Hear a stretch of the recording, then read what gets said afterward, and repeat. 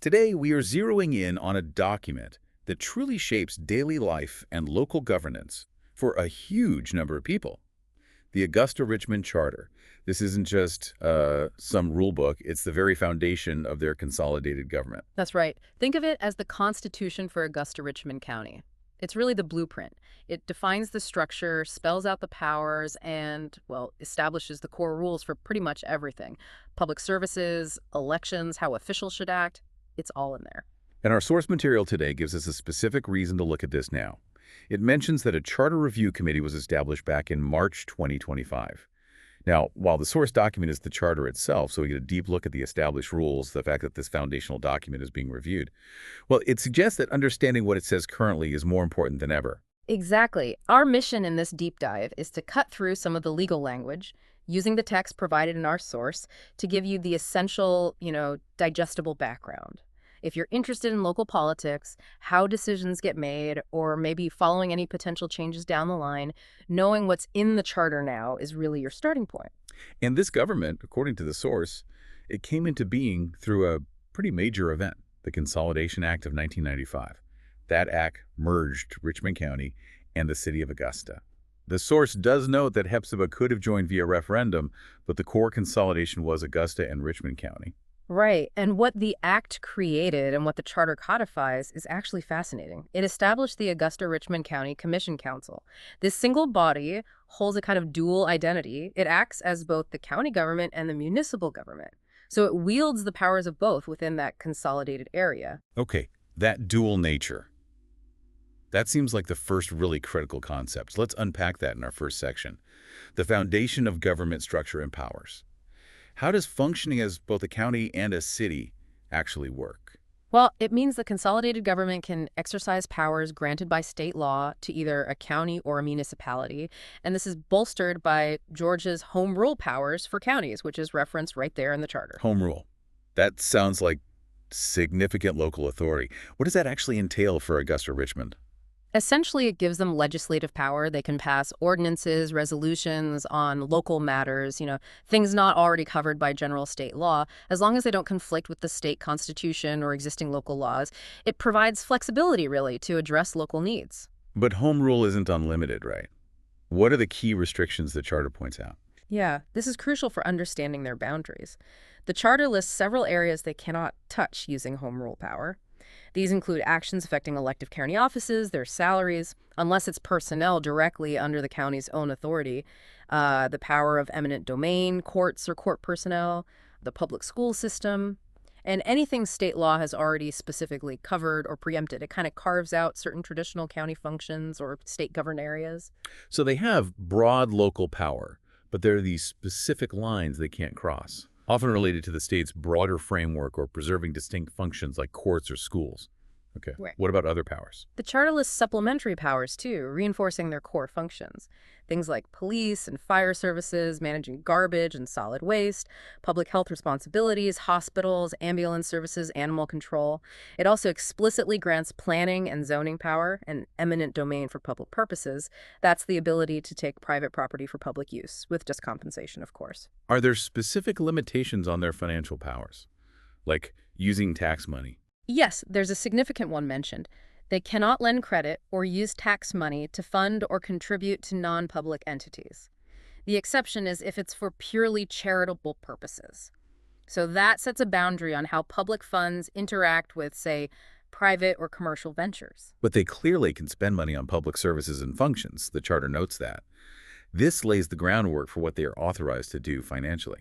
Precisely. It authorizes the expenditure necessary to carry out the governmental functions and services they are responsible for providing. Okay. Now, moving from that foundational structure to something very tangible for residents, how services are delivered and paid for, let's dive into a really unique aspect, the service delivery and taxation district system. This feels pretty central to how the consolidation actually works on the ground. It absolutely is. This system, established by the Consolidation Act and detailed in the Charter, it's the primary mechanism for managing service levels and costs across the merged area. It basically acknowledges that, not every part of the county needs or receives the exact same set of services. And it creates specific districts for this, Yep. starting with Urban Services District A. Right. Urban Services District A is geographically defined by the old city of Augusta limits, as they existed right before consolidation, December 31st, 1995. And a key point here, any public funds the city of Augusta held at that time were earmarked specifically for the benefit of residents within this district. Ah, so it essentially ring-fenced the former city's assets for its legacy area. Exactly. And the Suburban Services District covers the rest of the county. Pretty much. It's the area outside of Urban Services District A. Now, the funds held by the former Richmond County government at consolidation were assigned to the Suburban Services District. But interestingly, these funds are to be used for the benefit of residents in both the urban and suburban districts. So the former county funds have a broader reach than the former city funds did. Okay, here's where it gets really interesting. How does this link services to taxes? This is the core principle. The charter mandates that ad valorem taxes, property taxes in urban services districts include additional millage. And this isn't just a general tax increase. This extra tax rate is specifically applied to fund services provided in the urban district that are not provided countywide in the suburban district. So you only pay the higher tax rate if you're in the district receiving the higher level of service. Is that it? That's the explicit design, yeah. The charter gives examples like maybe a higher class of fire protection or dedicated garbage pickup, services that might justify this additional tax in the urban district. It creates a really direct connection between the level of service you receive and the tax you pay for it. Can the suburban district also be broken down further if they need even more specific services? Yes, the charter allows for that. They can create special service districts within the suburban area. This gives them flexibility to offer additional specific services to maybe a smaller area within the suburban district, like enhanced streetscaping or local park maintenance beyond the standard level. And then they can tax only the properties within that specific smaller district to fund those extra services. And what about user fees? Does the same principle apply? The charter is quite clear on user fees as well. It says property owners in either the urban or suburban districts are not required to pay user fees for services they do not receive. So again, it reinforces that principle of linking payment to receive service. Is there any exception to this service-linked funding model? Anything treated differently? Yes, a notable one is for water and sewer rates. The charter specifies that as of January 1st, 1996, residential, commercial, and industrial rates for water and sewer services must be the same in both urban and suburban districts. Ah, okay. So water and sewer are treated like a universal utility with uniform pricing, despite the service district model for other things. Right. It highlights a specific choice made during consolidation, probably to ensure equity for that particular essential service. And the principle of taxing only for services rendered is reinforced elsewhere in the charter. Absolutely. It reiterates that any special services tax districts must assess and collect taxes and fees strictly according to the kind, character, type, and degree of services actually provided within that district. It's really a core tenet of this consolidated government's financial structure. Okay, that's a really clear picture of the service and tax system. Let's shift gears now to Section 3, Governance, Elections, and Officials. We know the governing body is the Commission Council with the chairperson, mayor, and 10 commissioners.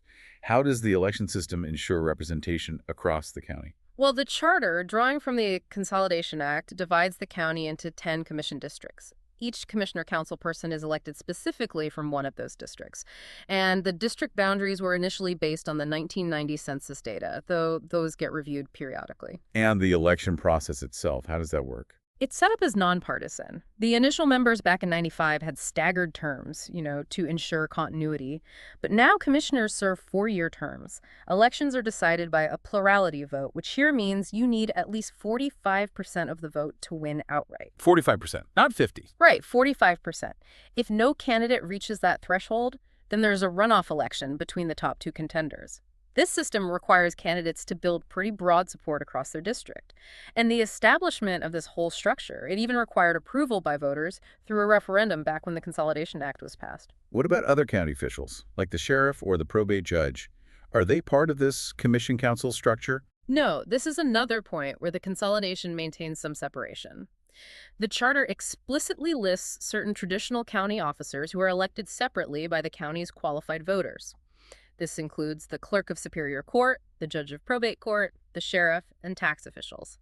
They serve 4-year terms, and their qualifications and duties are defined by general state law, not really by the consolidated government's charter. That's an important distinction. So certain core county functions remain headed by independently elected officials. Yeah. Okay. How often does the Commission Council meet? The charter specifies monthly sessions for county purposes. Plus, they can hold additional meetings as needed to handle government business. They're required to keep detailed minutes of their proceedings and, interestingly, provide an annual report to the grand jury at the spring term, which is kind of a traditional accountability measure. And they have a county attorney. Yes, the charter gives the Commission Council the authority to elect a county attorney to handle their legal affairs. It also grants them the power to assess and collect business taxes and licenses, specifically within the unincorporated areas that became part of the consolidated government. And how does the charter address the composition of other boards and commissions, the ones appointed by the government? There's a provision there stating that the membership of existing boards and entities should be increased as soon as practical to include representation from each of the 10 commission districts. The stated goal is for each of these appointed bodies to eventually have one member from each district. The idea is to ensure broad geographical representation on these important advisory and decision-making bodies. Okay, that covers the electoral and governmental structure. Let's turn now to Section 4, Ethics and Conduct. What rules does the charter lay out to ensure officials and employees act properly? Well, the charter includes general prohibitions against officers and employees improperly trying to influence others or receiving things of value that could potentially sway their decisions or actions. Receiving things of value. That sounds like something that needs clear definition. Does the charter specify what is or isn't allowed? It does, and it's actually quite detailed. The charter provides a specific list of exceptions, things that are not considered prohibited things of value. This includes things like food or beverages at a single event, legitimate salary from other non-public work, awards for civic service, also registration and meals at agency-sponsored group events, reasonable travel and lodging for meetings, commercially reasonable loans, and gifts valued at less than $100. Okay, so small gifts are okay. Under $100, yes. It also accepts promotional items, gifts from immediate family, and expenses related to normal business or social functions. That list seems designed to provide clarity, right? On what constitutes an acceptable interaction versus an improper one? What about conflicts of interest, particularly in an area as impactful as zoning decisions? Right. The charter has a whole specific article dedicated to conflicts of interest in zoning actions.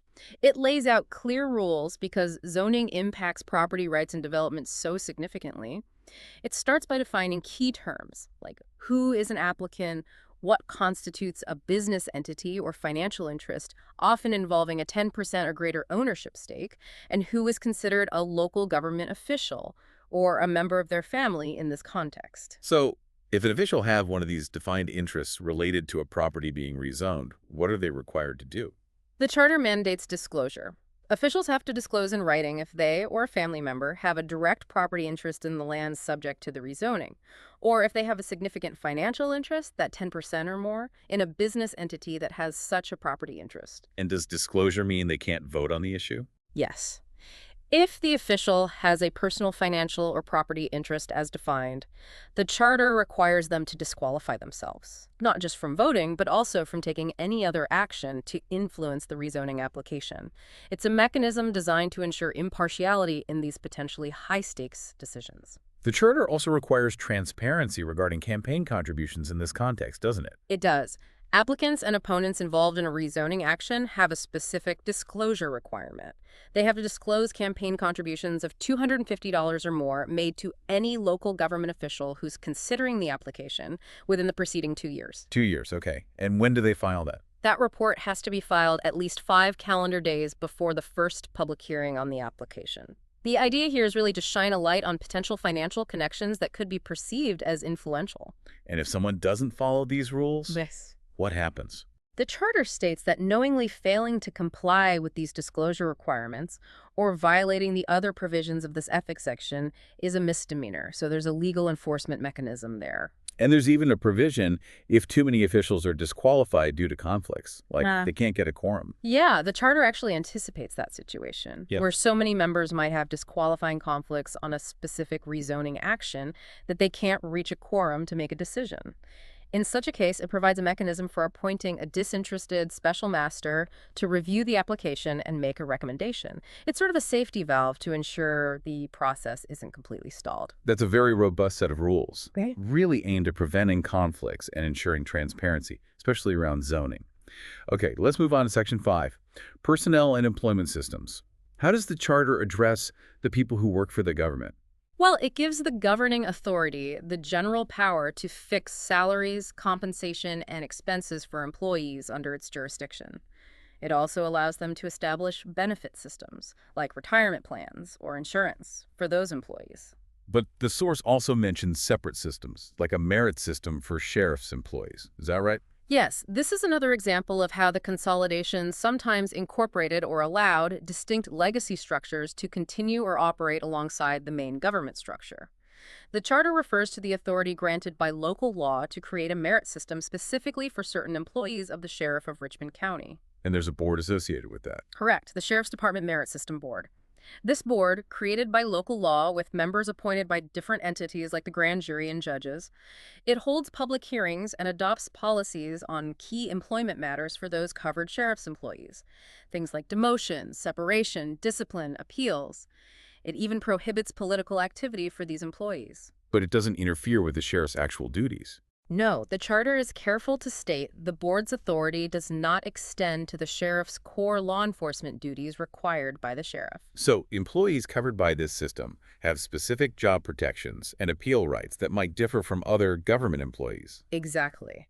The Charter confirms that covered employees cannot be dismissed except for good cause and according to the board's policies. They have a right to appeal a dismissal within 10 days, and the board must hear that appeal within 45 days. It provides a layer of due process for those under the merit system. Though not for layoffs. Right, it doesn't apply to layoffs due to budget cuts or staff reduction, that's noted. The source also highlights the Richmond County Department of Health. Is that another separate entity within this structure? It is treated distinctly in the Charter, yes. Chapter 9 covers the health department. It notes it has corporate powers, its own board structure, rules for financial administration, meetings. It even has the power to employ its own attorney, so it operates with a significant degree of autonomy. And there's a very detailed pension fund specifically for health department employees outlined in the source. Yes, this shows the level of detail that was retained or established for this specific entity. The Charter includes extensive provisions for the Health Department Employees Pension Fund. It's funded by contributions from both employees and the board. And the rules specify different pathways to retirement, like retirement based purely on years of service. It mentions specific service lengths and benefit formulas, like 25 years gets you half salary, increasing with more service up to a cap, I think, 60%. Okay. Or retirement based on age combined with years of service, like age 65 with a minimum service requirement, with benefits calculated per year of service, again, up to that cap. There are also provisions for disability retirement after a certain number of years, 12 years, I believe it said. The specific numbers and percentages are quite granular. It reflects a distinct codified benefit system just for this group. That detail really underscores the complexity of merging different governmental structures, doesn't it? Some with their own established employment systems and benefits already in place. It does. It's definitely not a one-size-fits-all approach to personnel in the Charter. Different groups have different rules, likely stemming from their pre-consolidation status or specific legislative carve-outs. The source also points out an equal opportunity section. What principles does the Charter establish there? Well, the Charter emphasizes the goal of encouraging meaningful involvement from all citizens, especially minority and disadvantaged groups. That's in government employment, appointments to boards, and contracting opportunities. It explicitly mandates equal opportunity in employment and promotion, regardless of factors like race, sex, or religion. And there's a policy goal stated to ensure equitable participation of minorities, women, and small businesses in government contracts, aiming for participation levels comparable to their availability in the market, though it's framed as a guideline, not a rigid quota. And to implement this, there's a specific role mandated, a specific person. Yes, the Charter requires the establishment of an Equal Employment Opportunity and Minority and Small Business Opportunities Director. Their role is basically to develop and oversee policies and procedures to achieve these equal opportunity and equitable participation goals. Okay, we've covered structure, services, elections, ethics, and personnel. Let's look at Section 6, Other Bodies and Financial Mechanisms. What other authorities are mentioned in the source? The charter references entities like the Coliseum Authority and the Development Authority. These authorities are empowered to undertake specific projects, enter into contracts related to those projects, and importantly, issue bonds to finance them. Right. That brings us to revenue bonds. How does the charter define and regulate these? This sounds important. It is a key financial tool discussed. Authorities can issue these negotiable revenue bonds to pay for project costs covering everything from construction and land to equipment, financing fees, legal expenses, the whole lot. And the crucial point about revenue bonds is how they're repaid, isn't it? Absolutely critical. The charter makes it very clear. These bonds are payable solely from special funds designated for that purpose. Yeah. Typically, that means the revenues generated by the project itself. The charter explicitly states these bonds are not a debt of the state, the county, or the city that would require general taxation or appropriation from the government's general fund for payment. So the bonds themselves have to say that. Yes, the bonds themselves must contain language right on their face notifying holders of this limitation.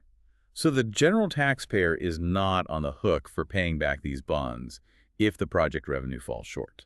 Based on the charter's language, that is the intended mechanism. The bonds can be secured by pledging those project revenues through trust indentures. And the charter also requires validation of these bonds through the Superior Court process, which adds a layer of judicial oversight before they're issued. Okay. What about the tax commissioner's office? How is that detailed? The charter details the role of the tax commissioner, who, as we mentioned earlier, is an elected official. It covers specifics like their office location has to be in the courthouse and required operating hours, daily except Sundays and holidays. It outlines how their office expenses are paid, approved by the commission, and their primary duties, collecting and remitting taxes. The charter even mentions their power to appoint temporary staff in emergencies if the commission authorizes it. Finally, let's look at the rules around ad valorem taxes, property taxes. How does the charter govern setting the tax rate, the millage rate? Okay, so the government has the authority to make a single tax levy. However, there are specific limitations on increasing the millage rate without a referendum, without voter approval. The charter provides a formula involving the prior year's rate and the property digest value that dictates how much the rate can be increased before you need that referendum. Are there exceptions when they don't need a referendum? Yes, there are exceptions. Costs for bonded debt already approved by voters don't require a referendum. An emergency cost resulting from some kind of catastrophe, provided the governing body declares the emergency by a 2/3 majority vote. This mechanism is really designed to provide a check on significant property tax increases. Are there any provisions for discounts on property taxes? Paying early, maybe? The charter notes that if authorized by a separate local law passed by the General Assembly, the county may offer reasonable discounts for property owners who pay their taxes early, provided the full amount is paid. So it allows for it, but doesn't mandate it. And homestead exemptions for residents, reducing their tax burden. Yes, the charter outlines provisions for homestead exemptions, which reduce the taxable value of a primary residence. There's a general exemption available to residents for county and school purposes, though not typically for paying off bonded debt. Then there are more significant exemptions available for residents age 65 or older who meet specific income limits. The charter mentions a $10,000 exemption value for county and school purposes, excluding certain retirement or disability income above Social Security maximums. And for disabled residents, too. Yes, there are also exemptions for those who are permanently and totally disabled under similar income conditions, and for a similar amount, that $10,000 value. The process involves filing an affidavit, and once granted, it usually continues automatically, but the owner is obligated to notify the tax commissioner if they become ineligible later on.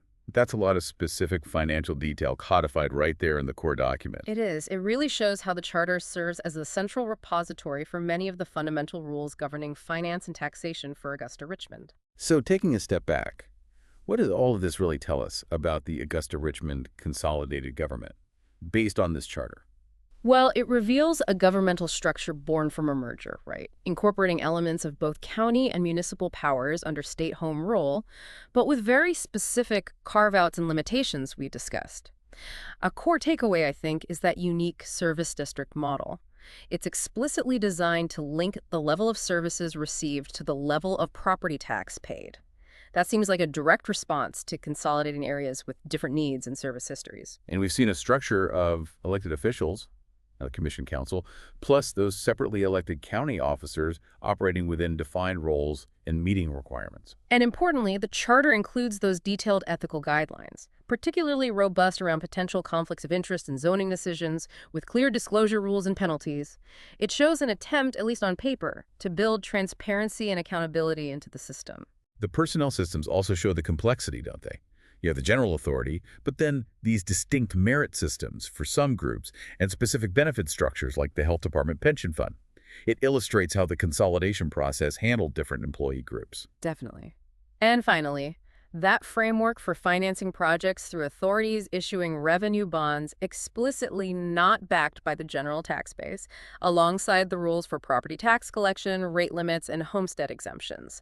It shows the specific financial tools and limitations put in place by this foundational document. It is worth repeating, this entire deep dive has been based solely on the content of the Augusta-Richmond Charter as provided in our source material.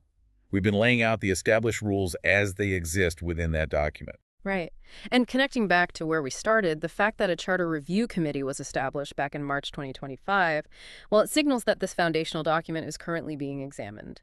So understanding this existing structure, as detailed within the charter itself, provides really essential context for anyone following that process and any potential future discussions or proposed changes. So after unpacking this really intricate document, what aspect of the Augusta-Richmond Charter stands out most to you? Considering this blend of powers, the service delivery models, these ethical frameworks, what part do you, the listener, think is most critical for its effective functioning, or perhaps most likely to be a key point of focus or debate during a charter review?